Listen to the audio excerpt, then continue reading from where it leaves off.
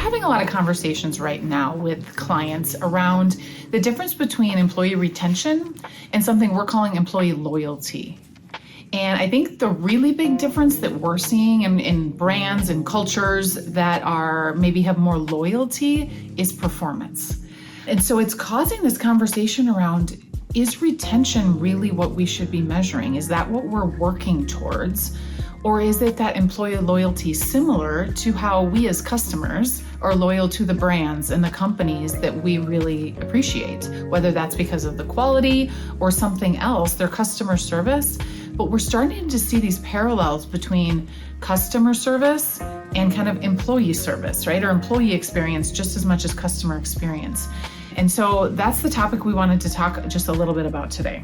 When we are in the place that we're in right now, I read a stat where we are seeing some industries that have turnover percentages reaching 47%.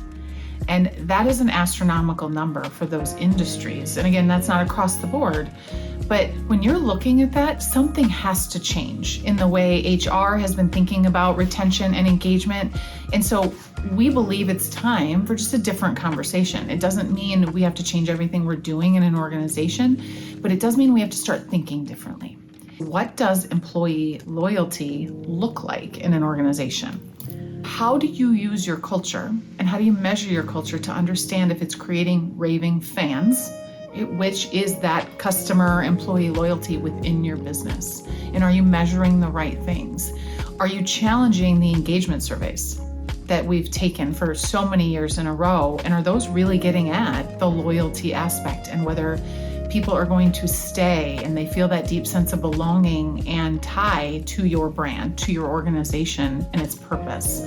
So we're just asking leaders to take one step deeper look at what they mean with their employee engagement efforts, and is it producing the results that they expected it to? I believe a lot of this is being driven by the generational forces that are at work in most of our organizations right now.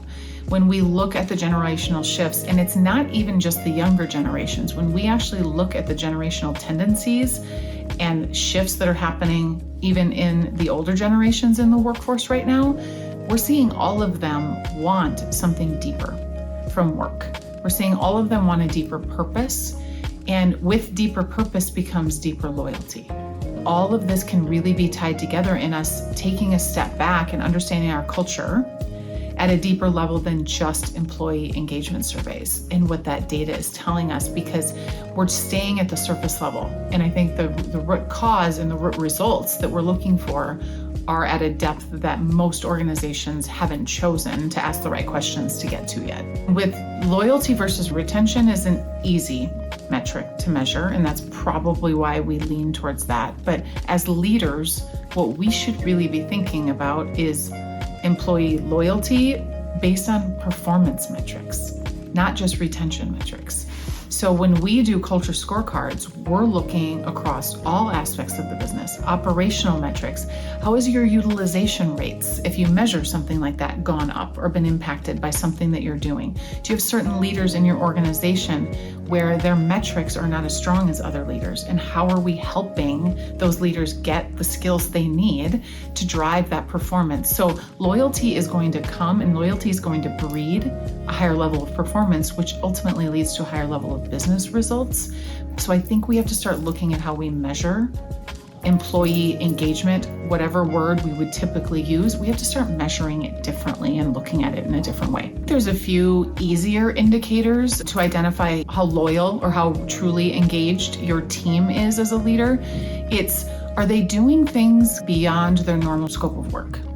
Are they volunteering to do cross-functional work and want to work with another team, maybe to institute a process or a project? Are you seeing them attend events and representing your company outside of work time? Are they excited to do those things? Do they show up at events and they're talking and excited about what's happening with your company? That would tell us a lot, and we see that at our events and at other events that we go to, and you can tell how a leader is feeling about their organization or their tie and engagement with that organization just based on how they talk about with the work that they're doing.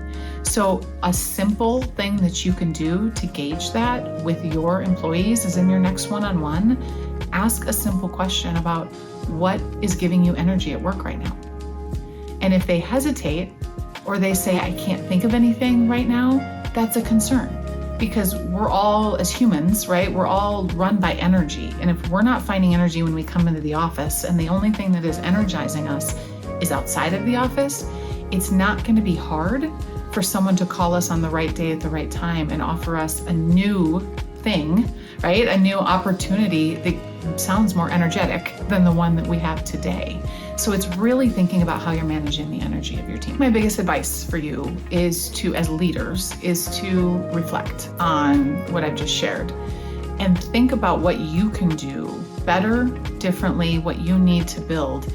And more importantly, what questions you need to ask that are probably different questions than you've asked in the past to just get a sense of where that employee energy, where that employee loyalty is at and how people are feeling. This is conscious leadership at its core. It's just understanding the human first to produce the business results second.